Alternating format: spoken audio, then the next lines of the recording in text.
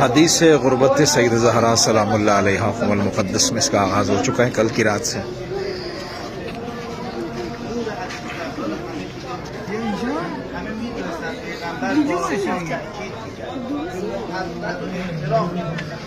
بنی ہاشم کی مدینے میں گلیوں کا نقشہ بنایا گیا. شہزادی کا گھر اور ان کی مظلومیت کو یہاں دکھایا جا رہا ہے.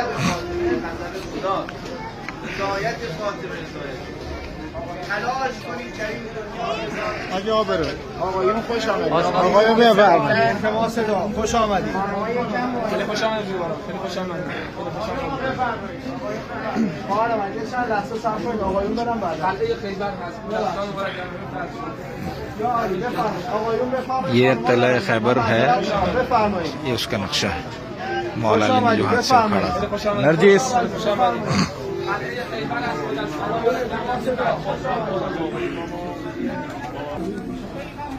یہ ان گلیوں کا نقشہ بنایا گیا جو بنی ہاشم کی مدینے میں ہوا کرتی تھی.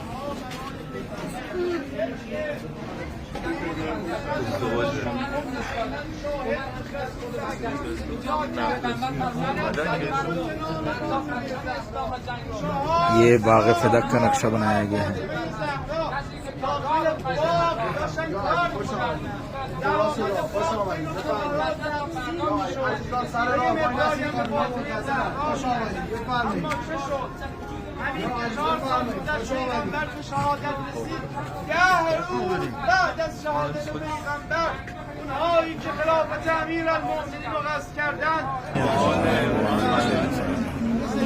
یہ سارا باغ فدق کا ایک نقشہ بنایا گیا ہے.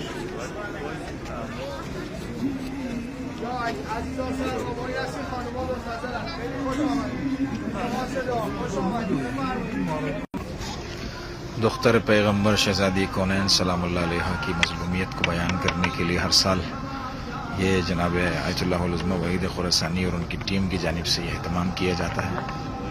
شہزادی کی شہادت کا, ان کی مصیبت کا, ان کے ساتھ ہونے والے ظلم کا نقشہ کھینچا جاتا ہے.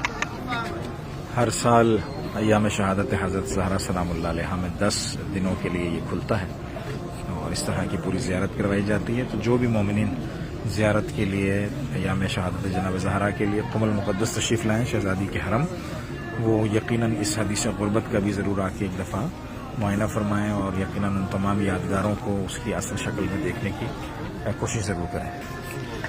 قم پہنچ کر آپ جس کسی سے بھی حدیث غربت کا ایڈریس پوچھیں گے, جس سے بھی پوچھیں گے کہ حدیث غربت کہاں ہے, وہ آپ کو بالکل لا کر پہنچا دیں گے. بہت معروف جگہ ہے اور ہر سال یہ 10 دنوں کے لیے اس جگہ کو کھولا جاتا ہے خصوصی طور پر.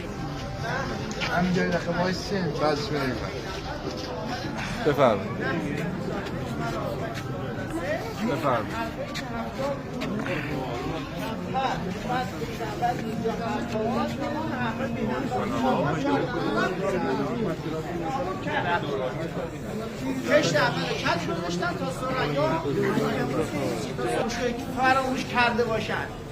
بعید بدونم با این تشکیلاتی که پیغمبر اینجا رو انداخت کسی یادش رفته باشه غدیر خم رو.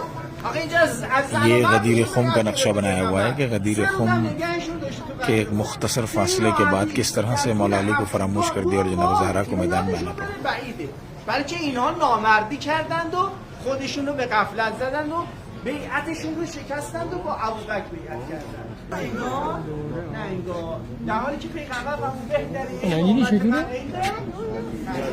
بهترین ایده بوده. خب برای بهترین ایده اینجوری رفتار بوده.